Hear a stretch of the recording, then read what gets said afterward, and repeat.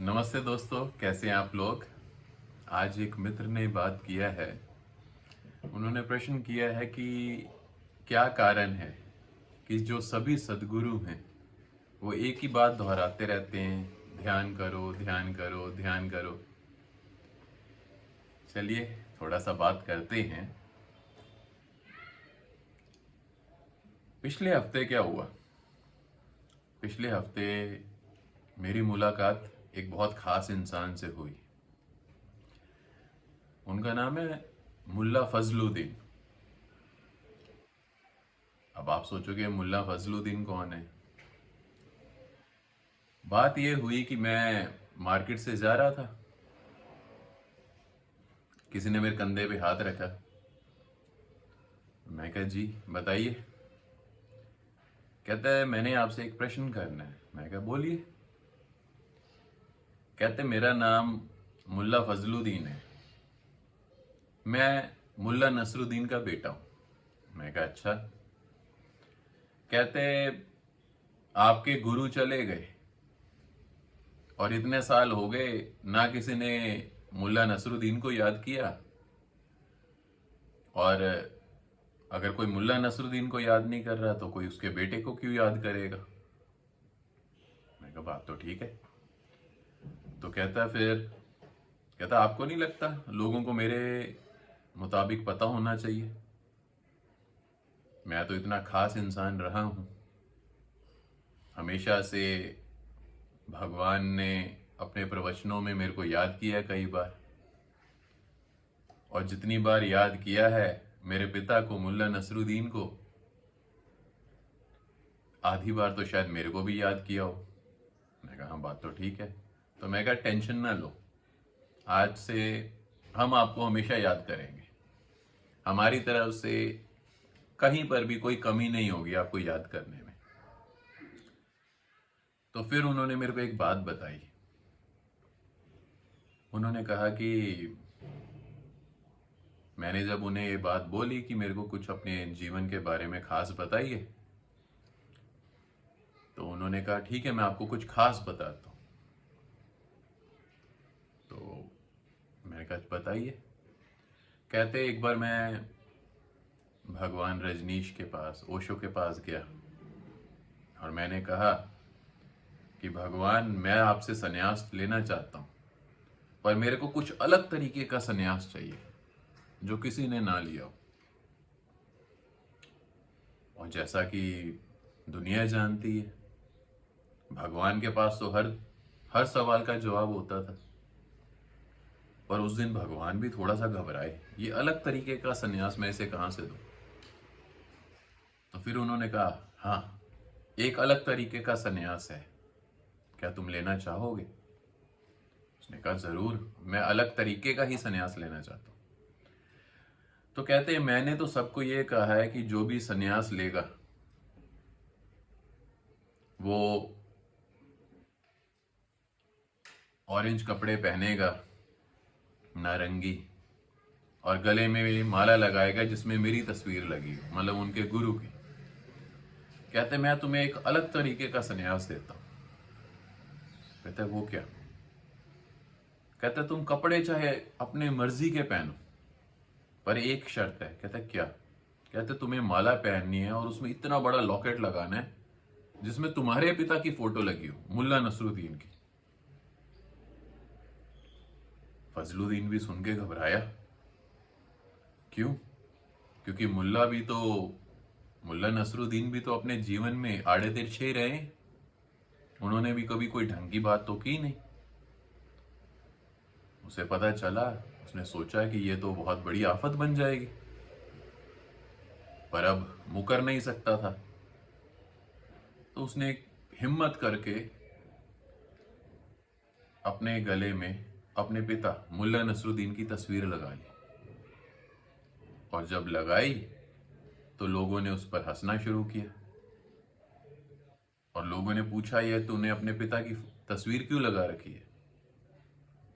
तो फजलुद्दीन ने कहा कि मैंने संन्यास लिया है, ये अलग तरीके का संन्यास है, जैसे मैं अपने पिता की तस्वीर यहां लगा के घूमना है, बाहर सबको दिखाना है।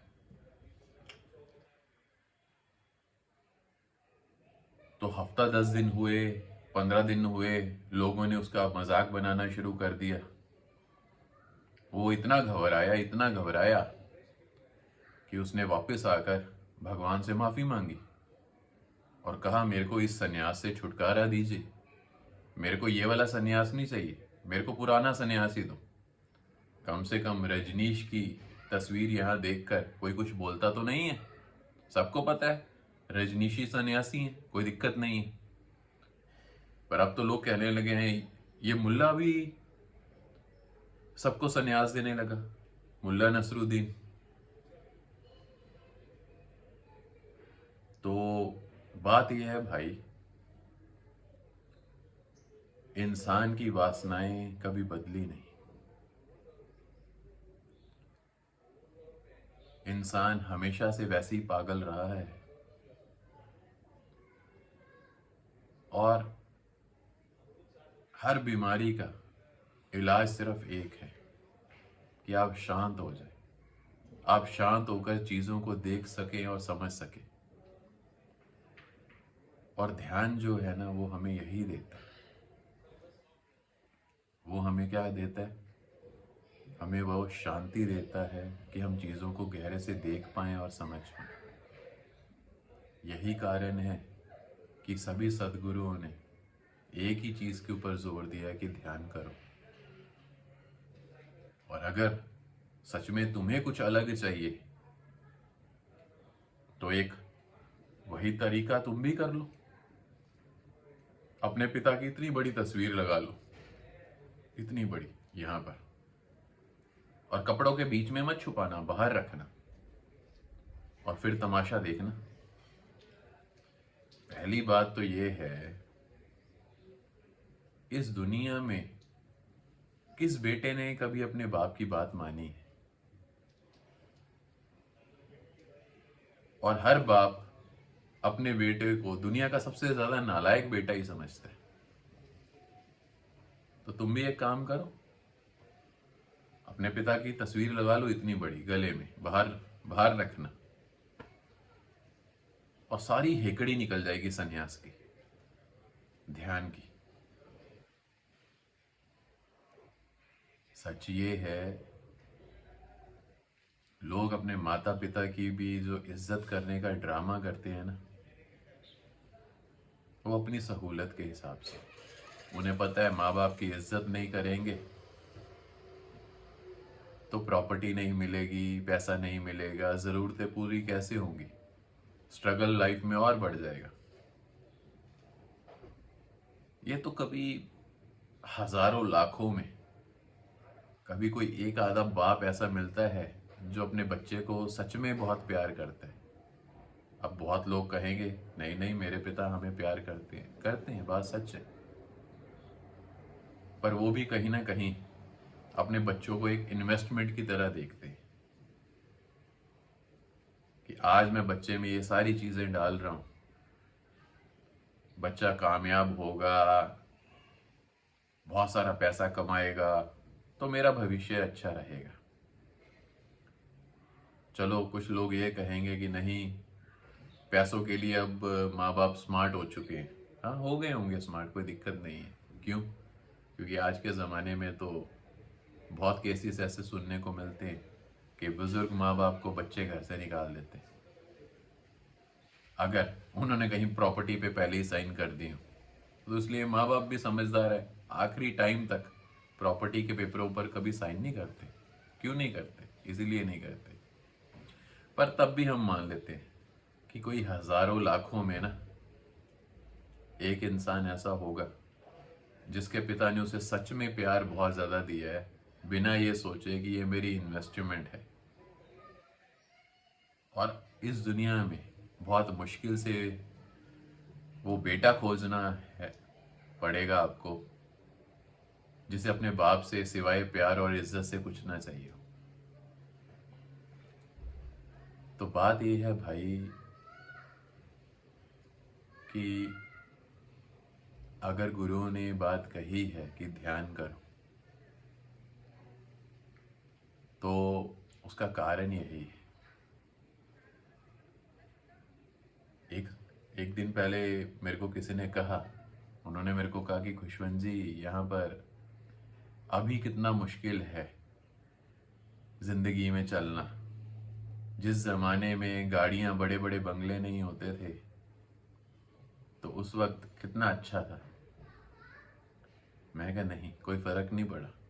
अब लोग बड़ी बड़ी गाड़ियों के कंपटीशन करते हैं, पहले किसी की घोड़ा गाड़ी को देख के कंपटीशन करते थे, किसी का सुंदर घोड़ा देखकर उन्हें जलन होती थी। मल्टी स्टोरी बिल्डिंग नहीं थी तो हवेलियां थी। औरतों के पीछे लोग आज भी लड़ते हैं, पहले भी लड़ते थे। वासनाएं इंसान की बिल्कुल वैसी की वैसी। हाँ, थोड़ा फॉर्म्स बदल गए हैं, देखने में थोड़ा सा अलग लगता है, पर इंसान पहले भी बहुत ज्यादा फेम चाहता था, आज भी वही चाहता है। ये सिकंदर और हिटलर, ये जितने भी पागल रहे हैं, ये क्या चाहते थे? पूरी दुनिया में अपना नाम करना ही तो चाहते थे। तो आज क्या हो रहा है? आज भी तो वही कर रहे हैं। कोई अपने आप को विश्व गुरु बता रहा है, कोई कुछ और बता रहा है। पागलपन तो वही है ना। और किसी भी पागलपन का इलाज एक ही है कि शांति से बैठो और चीजों को गहरे से देखो और समझो। इसीलिए गुरुओं ने हमेशा क्या कहा कि ध्यान करो। नहीं तो मुल्ला फजलुद्दीन की जो सलाह है वही मान लो। जैसे उन्हें अलग सा संन्यास चाहिए था, वैसे ही हम भी आपको दे देते हैं कुछ अलग सा संन्यास और अलग सी ध्यान विधि।